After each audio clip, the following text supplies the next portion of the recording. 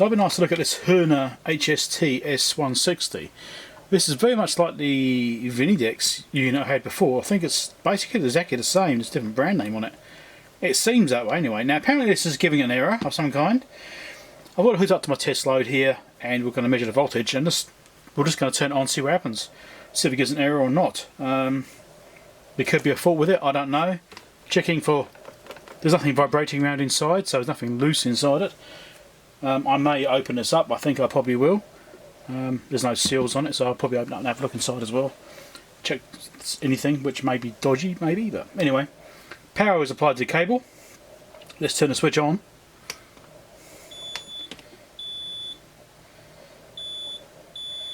Fault, error 1. Okay, we'll clear that. Let's turn it off and turn it back on again.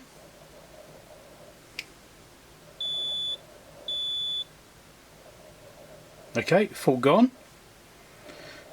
Right, let's try doing a weld and see what happens. Error 2, fault. Okay, so it showed us error 2 when you try and do a weld. Error 1. So it's not detecting a fittings connected. Well, there is a fitting connected.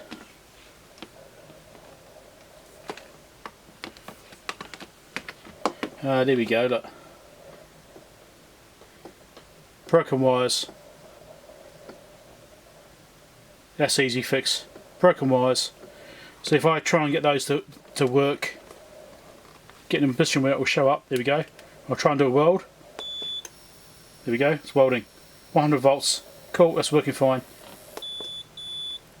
There we go. So yes, it does have a fault. And now because I was bending that at the same time as welding, it's welded the wires back together. So it's temporarily fixed.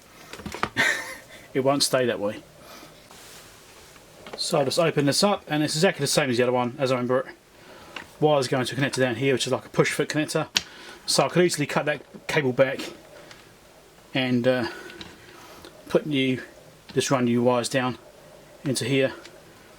Not to do much at all really, it's pretty straightforward. Pretty easy. Yeah, just got to cut it back a bit and renew it. Dead easy, I might just fix it. So let's notice how these go. I'm just trying to see if there's actually a polarity on these cables or not. The marking one goes straight in, the non-marked side doesn't. Let's check it if it's got the marking all the way down or not. Just going to make sure it stays the same polarity. It may not actually matter because it's AC, but for the sake of completeness, keep it as factory as possible. The side that's got the marking on it, this side here, is one that goes straight into the unit, one which is unmarked, goes through the current sensor, and goes into the connector in there. Okay, easy. Information about the unit.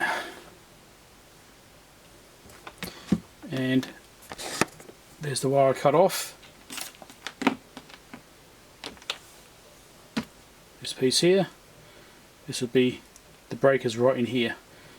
So easy enough. Let's retest it. Right, power cable's plugged back in.